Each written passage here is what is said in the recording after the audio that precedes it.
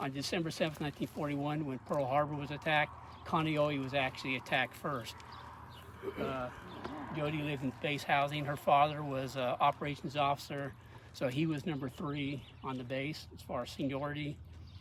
And I actually got to visit where she lived last year when I went to Marine Corps Air Station Kaneohe. And it was, the house that she lived in looked almost identical today, except that there was an addition to a garage. But Joedy and I sat down before I made my trip, and she went over a lot of stuff, and so I copied it all down. So when I was on Kaneohe, I felt like I'd been there forever. But just a real, I'm going to jump ahead a little bit. One of the interesting things that happened not far from Jody's house was that the aircraft that John Finn, who got credit for shooting down, crashed about a block from where Joedy lives. And so Joedy actually, I think the engine, right? The engine and machine gun rolled off the airplane to the backyard of the BLQ, and that hit with such force that the machine gun flew out and landed in our yard in front of our quarters. So Joedy actually got a souvenir. I'll say, way to go, Joedy. Yeah. Thank you, Mother. Who knew? Go out there and get something before the Navy hauls it away.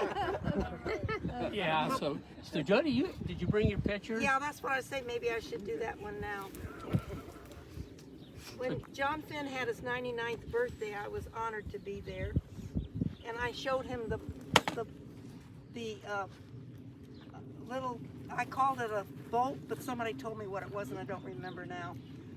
And I was showing him the bolt of the plane from the machine gun from the airplane that he shot down, and they asked me to pose with them on it. So I've known John Finn for quite a few years, and I brought that picture because it shows him up close. You can see him really good. He was about 99 then, I think. Yeah. Celebrating his birthday. And John had twinkling blue eyes that would melt your heart. If you're a woman, you couldn't resist him. So he was the sweetest guy. He was also extremely humble.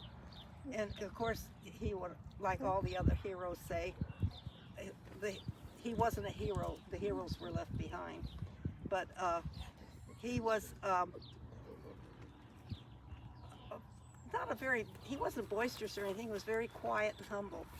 And he was just so well liked by everybody, and such a good man, and all these heroics he got. He said, "I'm not a hero," and he was. Oh my gosh, he was. He was something fantastic, and we all love to honor him. So, what's the reason for this burial here? I don't know that. Oh, you don't know the story? I know the story, but Tommy, you know it, or? And, you know, unfortunately Jim's not here, but John and Alice, we passed their place coming down the road. I'm sure everybody knows we passed this place. It was about a quarter mile just as we got off of, coming out of Golden Acorn, coming on the Church Road. On the right-hand side, there was a 90-acre property. That was John's place, and that's reservation land. And through the years, what John and Alice would do is they would foster a lot of the tribal children. They would provide clothes and funds for the school and everything like that, just throughout their lives living on this land. And when Alice passed, the tribe offered to John and the family that she could be buried here. And then, of course, with John, whenever that happened, him to be buried here too. So they had been very much a part of the tribe for their whole life while they were living here. So they were kind of adopted by them, and that's how they were allowed to be buried here. I see. And it's an honor for that to be bestowed upon them. But what they did for the children and for the people, you know, they had the tribe knows they just couldn't repay that type of kindness. And this is buried in their cemetery. John said, only if I can be buried next to her. And they agreed. So that was a stipulation. Otherwise, they wouldn't be buried together here. Because I know the Medal of Honor Society, they really were pushing John. They were pressuring John to be buried at Arlington, and that was not like, That's the kind of man he was. like Joedy said. He was very humble, He was very humble. and he loved his wife more, obviously, than that kind of thing. And he didn't particularly like to be called a hero. I think we can all agree on that. Everybody that knew him, Tommy, I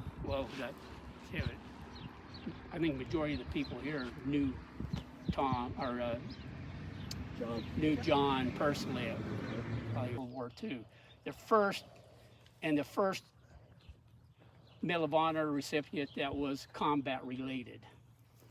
So he was actually shooting back at the Japanese as they were flying over. Bombing, shooting. Give a speech. When he came to Bali, he said, "Yeah, they said I shot down a Japanese plane." I told him I didn't do it because I didn't want to get in trouble. You know, True story. I asked him about that, and he said, "That's what they tell me." Yeah.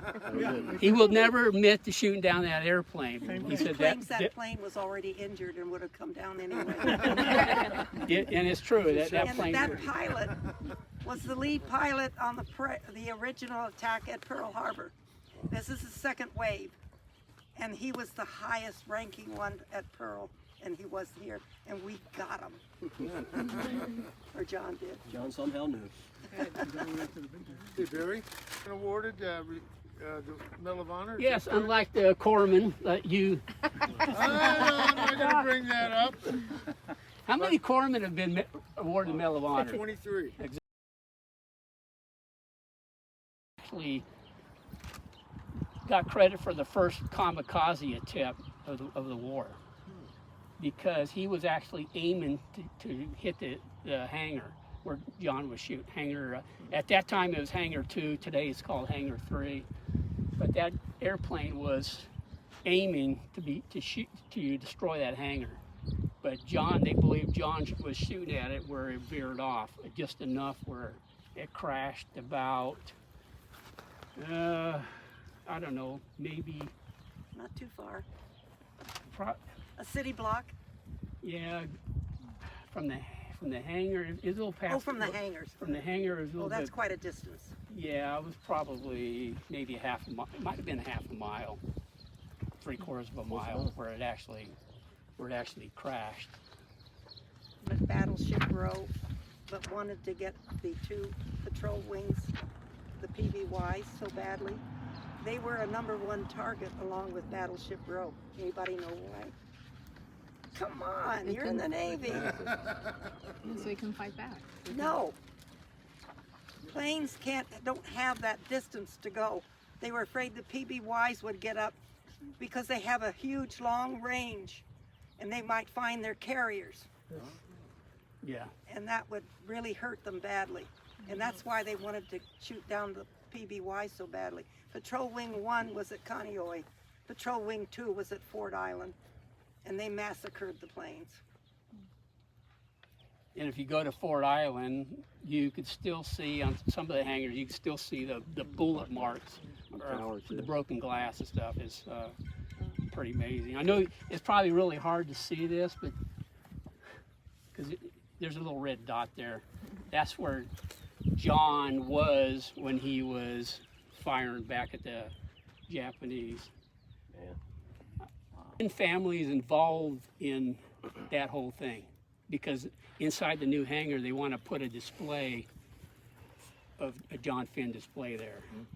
So John Finn's jacket or dress white coat that he was wearing when he got the medal, when he was presented the Medal of Honor, that white jacket is at Kaneohe right now in hangar #1. So they have it on display there right now. So they want them, once they tear down the current hangar 3 and put the new hangar in, they're going to have an area inside that building. So when you walk into it, off to the right is going to be a display case. There's going to be the dress white jacket and some other things to probably get with a AAO, and actually has drawn a plaque, marker, yeah, that they want to put right on that spot. So that's in work. That's in work right now to happen. Probably that'll probably happen within the next year. It's online. They've already got NAVFAC. They've already got a NAVFAC P. I can't remember what it is. P something or other to identify doing that, and I believe the funding's already there for it to happen. So it's just a matter of it happening. So here's a picture of. Out there, just he had shrapnel in him all over his body, and he was still doing it. It was amazing. 23 wounds. It's amazing. On thought was a goofiest. Now it fits all the bases and Right. airfields and everything else that got bombed that day. And my father being at Kaneohe, he was chief of staff and operations officer, but he was asleep that morning. He and my mother were still asleep because they partied the night before. And I was getting dressed. I was already dressed to go to chapel on base, and I was about ready to go out the door when I heard the planes overhead.